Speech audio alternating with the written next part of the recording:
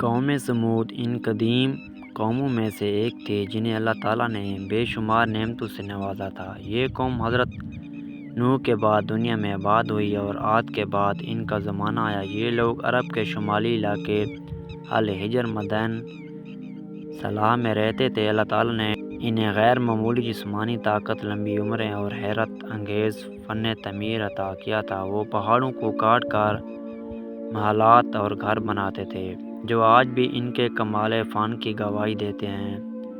شروع میں یہ لوگ توحید پر تھے، لیکن وقت گزرنے کے ساتھ ساتھ یہ بھی دوسری قوموں کی طرح گمراہی کا شکار ہو گئے۔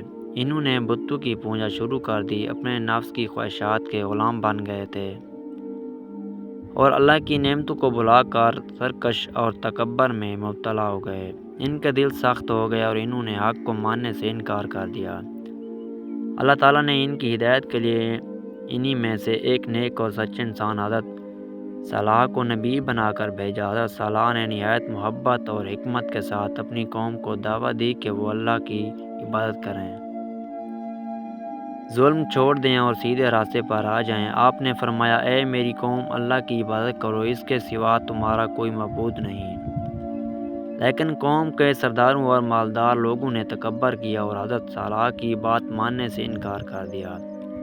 انہوں نے کہا کہ تم تو ہمارے جیسے انسان ہو، ہم تمہیں نبی کیسے مان لیں۔ انہوں نے حضرت صالح کا مذاق اڑایا اور ان کی باتوں کو جھٹلایا۔ جب حضرت صالح نے بار بار انہیں سمجھایا تو انہوں نے ضد میں آ کر کہا، اگر تم سچے ہو تو کوئی نشانی معجزہ لے کر آؤ۔ اللہ تعالیٰ نے ان کے مطالبے پر ایک عظیم معجزہ ظاہر فرمایا۔ ایک بڑی چٹان سے ایک عجیب و غریب اونٹنی ناقۃ اللہ نکلی۔ یہ ایک غیر معمولی اونٹنی تھی جو اللہ کی طرف سے نشانی تھی۔ حضرت صالح نے انہیں واضح طور پر ہدایت دی، یہ اللہ کی اونٹنی ہے، اسے نقصان نہ پہنچانا اور پانی کے چشمے پر ایک دن اس کا حق ہوگا اور ایک دن تمہارا۔ کچھ لوگ اس معجزے کو دیکھ کر ایمان لے آئے، لیکن اکثر لوگ پھر بھی اپنے تکبر میں ڈٹے رہے۔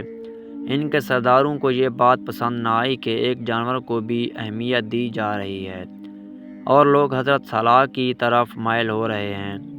آخر کار انہوں نے ایک خطرناک سازش تیار کی۔ چند بدبخت لوگوں نے مل کر اس اونٹنی کو قتل کرنے کا فیصلہ کیا۔ انہوں نے بے رحمی سے اس معجزاتی اونٹنی کو مار ڈالا۔ یہ عمل نہ صرف اللہ کی نشانی کی توہین تھا بلکہ کھلی بغاوت بھی تھی۔ حضرت صالح کو جب یہ خبر ملی تو آپ کو بہت افسوس ہوا۔ آپ نے قوم کو آخری وارننگ دی، تم اپنے گھروں میں 3 دن تک مزے کر لو، اس کے بعد تم پر عذاب آئے گا۔ یہ 3 دن دراصل اللہ کی طرف سے آخری مہلت تھے۔ ان دنوں میں بھی انہوں نے توبہ نہ کی بلکہ الٹا حضرت صالح کو جھوٹا کہا اور انہیں نقصان پہنچانے کی سازشیں کرنے لگے۔ پھر وہ وقت آ گیا جب اللہ کا وعدہ پورا ہوا۔ تیسرے دن ایک زبردست چیخ صحیح آسمان سے نازل ہوئی اور زمین شدید زلزلے سے ہل گئی۔ اس خوفناک آواز اور زلزلے نے پوری قوم کو اپنی لپیٹ میں لے لیا۔ وہ لوگ اپنے گھروں میں ہی مردہ ہو کر گر پڑے۔ ان کی طاقت، ان کے محلات، ان کی دولت، سب کچھ ختم ہو گیا۔ وہ ایسے ہو گئے جیسے کبھی آباد ہی نہ تھے۔ قرآن میں بیان کیا گیا ہے کہ وہ لوگ اپنے گھروں میں اوندے پڑے رہ گئے اور ان کی بستیاں ویران ہو گئیں۔ حضرت صالح اور جو لوگ ایمان لے آئے تھے، اللہ نے انہیں اس عذاب سے محفوظ رکھا، وہ وہاں سے نکل گئے اور نجات پا گئے۔ اس واقعے سے حاصل ہونے والا اہم اسباق، اللہ کی نافرمانی کا انجام ہمیشہ تباہی ہے۔ غرور اور تکبر انسان کو حق قبول کرنے سے روکتے ہیں۔ اللہ کی نشانیوں کا انکار بہت بڑا جرم ہے۔